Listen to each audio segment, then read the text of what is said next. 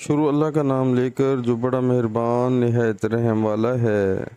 جو لوگ کافر ہیں ان کی مثال اس شخص کی سی ہے جو کسی ایسی چیز کو آواز دے جو پکار اور آواز کے سوا کچھ سن نہ سکے۔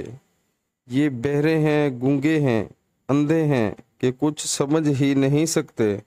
سبحان اللہ۔ پیارے مسلمانوں، اللہ تعالیٰ کا ہمیں شکر پڑھنا چاہیے کہ اللہ تعالیٰ نے ہمیں مسلمان پیدا کیا ہے، لیکن جو کافر ہیں وہ بالکل اندھے ہیں، بہرے گونگے ہیں، یعنی کہ کچھ دیکھ نہیں سکتے کہ ان کو کس نے پیدا کیا ہے، کس پاک ذات نے پیدا کیا ہے، اور انہوں نے جو ہے کس کے پاس جانا ہے۔ تو پیارے مسلمانوں، وہ اپنے اس کفر میں مریں گے اور اس کے بعد ان کا جو رزلٹ ہے وہ دوزخ میں ملے گا ان کو۔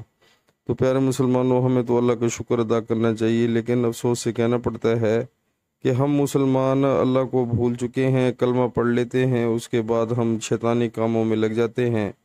نہ ہمیں نماز کا ہوش ہے، نہ ہمیں قرآن کا ہوش ہے۔ ہم پتہ نہیں کس طرح اپنی زندگیاں گزار رہے ہیں۔ 95% مسلمان جو ہیں ہم نماز نہیں پڑھتے۔ یہ بہت افسوس کا مقام ہے۔